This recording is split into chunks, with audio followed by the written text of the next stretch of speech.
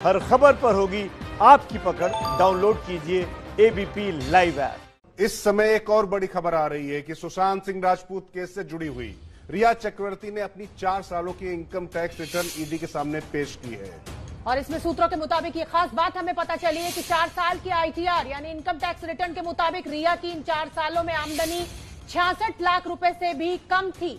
और वहीं सुशांत के खातों की जांच से पता चला है कि उनके खाते में 10 करोड़ रुपए थे। सीधे चलते हैं ओम प्रकाश तिवारी के पास। ये खबर उन्होंने दी है। ओम प्रकाश जी, पल पल ईडी पूछताछ कर रही है कि आप पूछताछ कर रहे हैं? अक्सर हम लोग हतप्रभ होते हैं, आप अपने दर्शकों को, एबीपी न्यूज के दर्शकों को हमेशा आगे रखते हैं, तो मैं आपसे पूछना चाहता हूं कि ये जो 10 करोड़ और 66 लाख की बात जब आ गई, गिफ्ट दिया या गिफ्ट लिया, ये जो गिफ्ट देने लेने की बात आई थी, सारी चीजें काउंटर हो रही हैं। आपकी कमाई, आपकी तो आमदनी अठन्नी है, खर्चा आप रुपया कर रहे थे, वहीं सुशांत की आमदनी बहुत ज्यादा दिखाई पड़ रही है। तो जो पैसे को लेकर दिक्कत बताई जा रही, जो साजिश बताई जा रही, वो इससे थोड़ा बहुत तो पुष्ट होती नजर आती है, बलवती हो रही है आशंकाएं।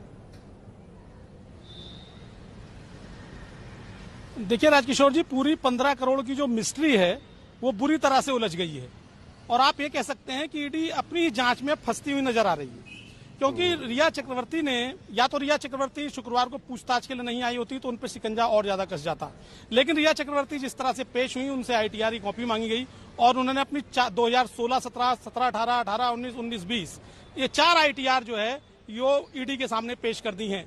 मैं आपको बता दूं कि जो आईटीआर पेश की हैं उसमें जो उन्होंने अपना ग्रॉस टोटल इनकम बताई है, उस ग्रॉस टोटल इनकम को अगर जोड़ा जाए सारा तो 66 लाख रुपए से भी कम है। इसका मतलब साफ है कि दस्तावेजी सबूतों के आधार पर यह पैसा फिलहाल रिया के खातों में नहीं है। तो सवाल उठता है कि फिर यह पैसा गया कहां?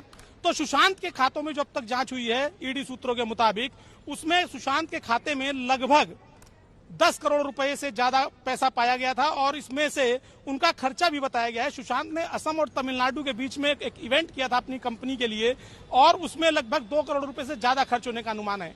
सुशांत जो है 1 करोड़ 20 लाख रुपए पर ईयर अपने 2 फ्लैटों का, एक फार्म हाउस और एक फ्लैट, उसका किराया दिया करते थे।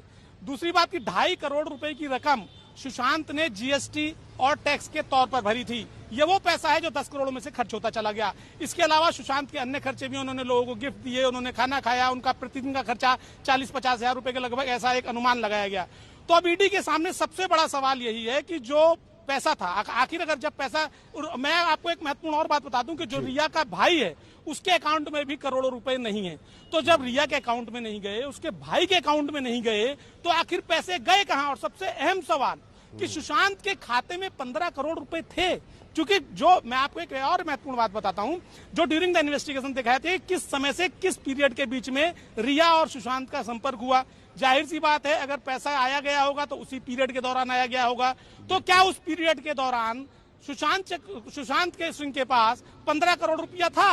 अभी तक की जो जांच ईडी ने की है उसके मुताबिक ये जांच है तो करोड़ों में उनके पास पैसा, लेकिन 15 करोड़ रुपए तो अभी तक ईडी को नहीं मिले और इसीलिए ईडी थोड़ी सी अपनी जांच को लेकर परेशान है और मकड़ी का जाला बुन रही है। आज जिस तरह से लोगों को पूछताछ के लिए बुलाया गया है, मकड़ी का जाला बुन रही है कि हो सकता है किसी के मुंह से कुछ निकल जाए, शेल कंपनी को लेकर या किसी और कंपनी को लेकर, तो वो अपनी जांच और आगे बढ़ा सके। शोभना और आपसे सवाल पूछेंगे।